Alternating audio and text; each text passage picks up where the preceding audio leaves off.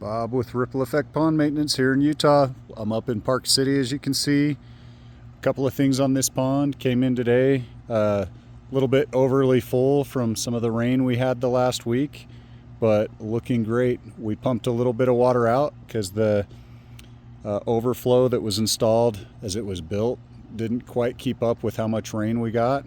You can see here we're looking pretty dang good water quality. There's still some natural growth in here. We don't use any chemicals or anything, just natural bacterias. Early in the summer, especially as it got warm, we were seeing a lot of fish die off. There's a lot of trout in here, and the customer had been struggling with that all last year too. A lot of that I attributed last year to the previous maintenance people using a lot of chemicals. But even without the chemicals, you can see over there, that's all they've got to add aeration, that one waterfall clear over there. We added some aeration right here, which is really doing a great job. And then over on the other side, we added some. As soon as we added that aeration, we have not seen any more fish die off. So that means there just was not enough dissolved oxygen in the water. So now they're doing great, as long as we keep pulling out any excess algae growth, things like that. Things stay pretty in line, and all we do up here is we remove algae growth each time. We clean out some skimmer boxes and the filter mats in there, and we add beneficial bacteria. We also added some black pond dye to this throughout the summer. Makes a lot of the sun just reflect off of it, less photosynthesis down in the bottom to get things growing. That's helped a lot to slow down any unwanted growth as we got this ecosystem in check. A lot of these grasses and things along the edge, they've really done well helping out. Up in top of the waterfall, there's a wetland filter up there. So the water pumps from each of these skimmers right here.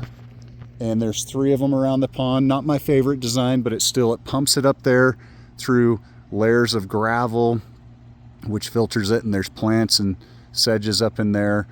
One of the things I want to do next year is just maybe get some more plants up in there, make it really take off with how those plants can help remove nutrients from the water.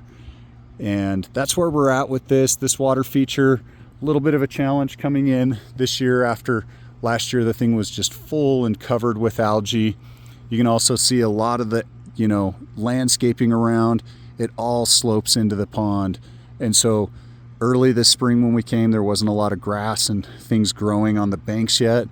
And so every time they watered or the rain came in, which wasn't a lot of rain luckily this year, but they still had sprinklers going every day, then it goes in and it washes some of those nutrients into the pond, and that just acts as fertilizer, and that causes algae growth and water quality issues. We're really looking good coming into the winter months here, and we'll add cold water bacteria. We'll keep coming up and visiting and doing some checks. We'll also have one aerator in a very shallow spot over there just to keep a hole in the ice for the fish for gas exchange. And come next spring and next summer, this pond will have an even better start, and this pond will do way better next season than it did this season even.